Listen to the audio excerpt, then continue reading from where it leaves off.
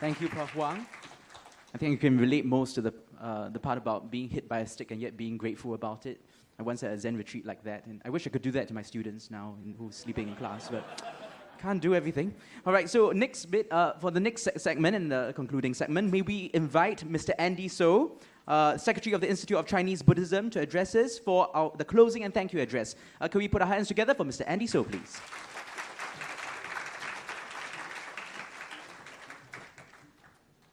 Well, most respectable Venerable Hui Min, member of the Sangha, and all the professors and speakers and distinguished guests, a very good afternoon. Anyway, just like what Prof. Chan was saying, friend, this is 4 o'clock, and I better get it done fast, and then everybody happy, or else I'm going to be the enemy of everyone. So don't worry, I only have 3 slides. First one, just want to share about our logo.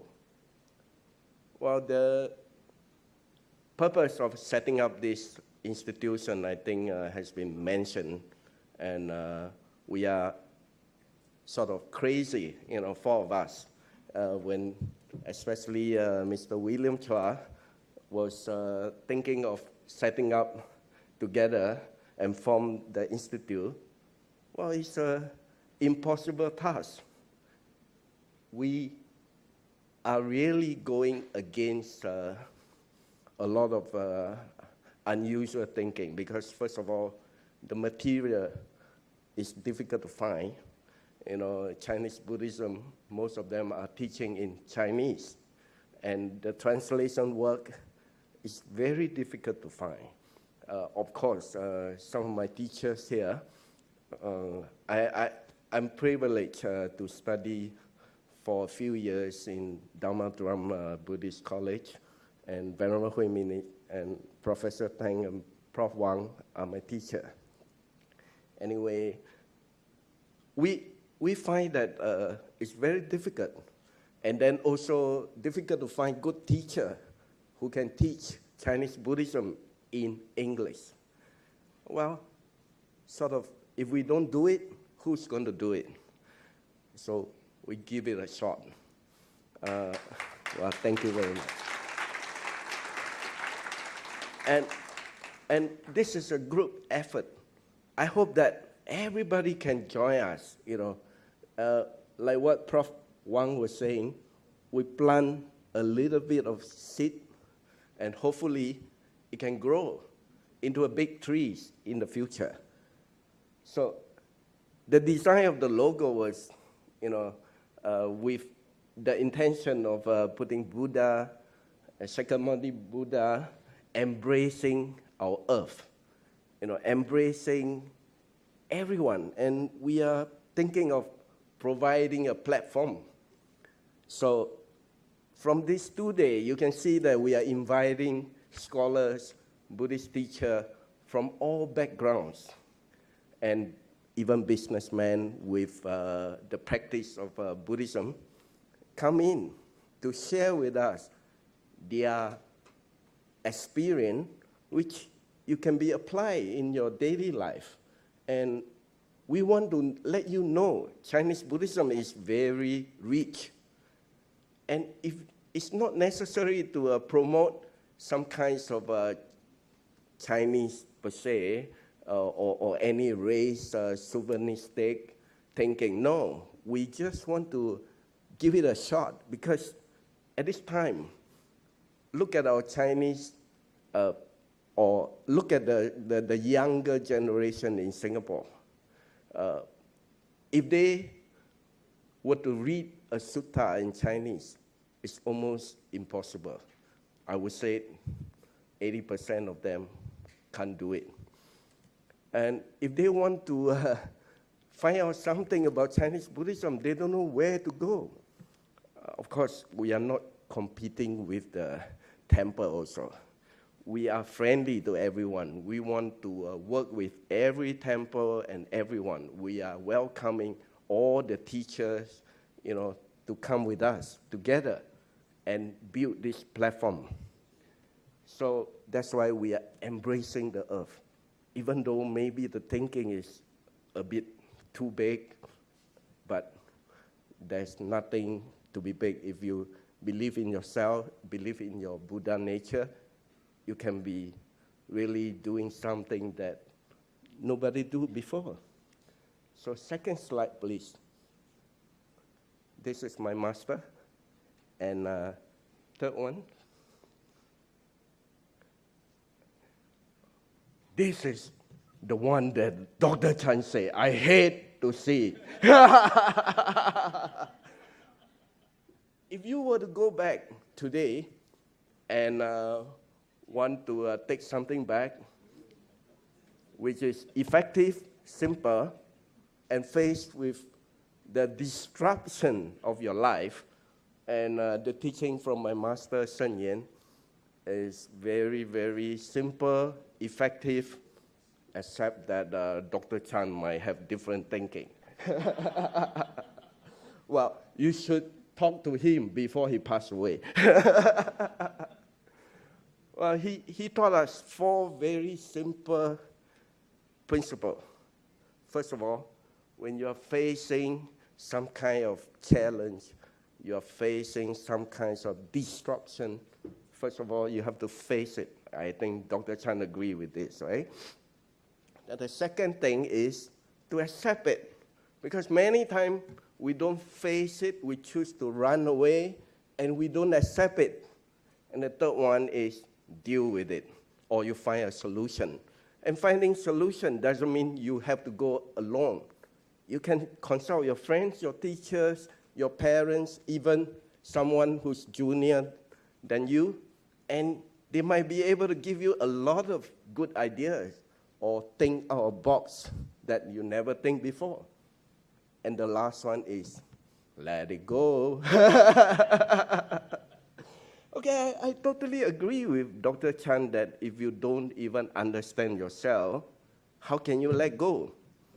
And I think sometimes through the practice of meditation, you might be able to do that.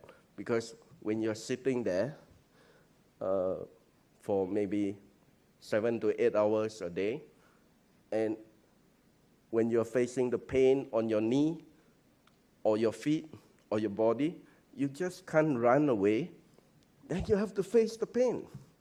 You can't just keep on shifting your leg, changing the position all the time. You got to face it, and you got to understand where's the monkey coming from. Your monkey that's telling you stop sitting, stand up, and want you to stop the meditation. You got to deal with the monkey. And when you accept it, you face it, and you deal with it, in fact, you really can let go, and you find that, well, your tolerance for pain is much higher. Just like some of my friends say that, if you drink alcohol, the more you drink, your tolerance of alcohol become higher, and you become a good drinker. I say I'm not going to go that way, because by then you are getting yourself into trouble. You become alcoholic. You are not facing the problem. So I really have to come to the end, and like what Chinese say, all good things will end. And I hope this is not the last symposium or seminar we organize. I hope that we can carry on. But if we want to carry on, we need all your support. Put it this way, it was very, very tough. And like what the Buddha said, dependent arising. We went through quite a lot, especially for the first few weeks when we launched the symposium. Can you imagine how many tickets we sold after putting up advertisement in Straits Times? Make a wild guess. Anyone? 0? No, we do better than that. 50 tickets. And 4 of us sit down and think about What's wrong? We are putting up, powerful speakers and fantastic practitioner. Why? Why there's no sales in the? Is there anything wrong with us, or we are doing the wrong strategy, or maybe nobody is interested in Buddhism anymore? And it was really discouraging. We almost try to refund the 50 people and then tell them, say sorry, And if we were to do that, imagine how much is the loss, with all the, especially the last speech, you not only see the speaking, but also the performance of Dr. Chan. Let's give it.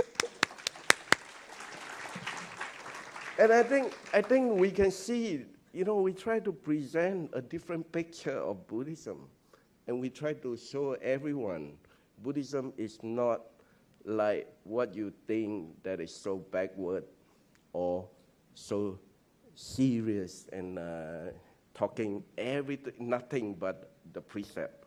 Oh, of course, that's important, like what Professor Dhamajyoti said, that sila, samadhi, and wisdom. But I think you need to have a little bit of fun before you really, really go serious about practice, especially our younger generation. We need to lure them in before we can teach them. And without further ado, I really want to thank Venerable Hui Min, Venerable Guang Sen, the two advisors give us a lot of advice and support. Let's give them applause a hand.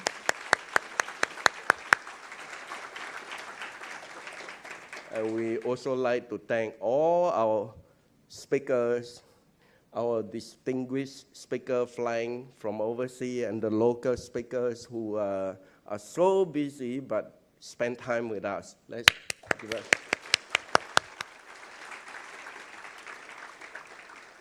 I also want to represent the board of directors to thank all the volunteers, especially the two very, very excellent MC.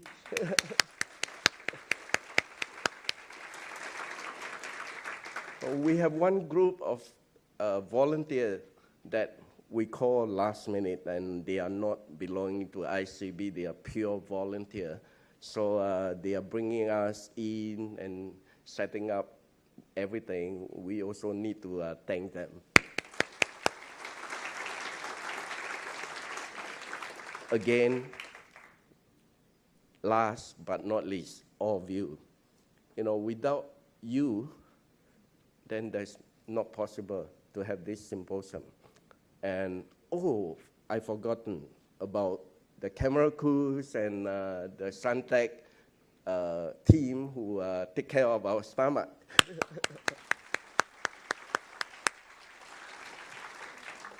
So finally, I really wish everybody have a very good symposium this 2 days, and wish all of you to give us the support in the future by participating in our future course.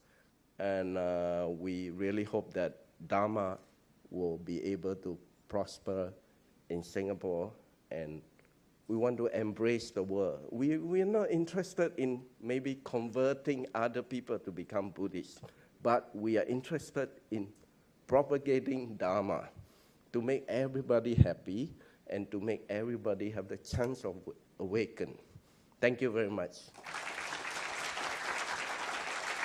Oh, sorry, I forgot to mention about our main sponsor, Mr. William Chua.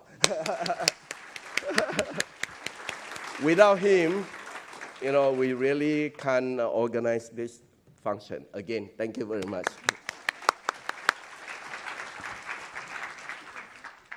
Thank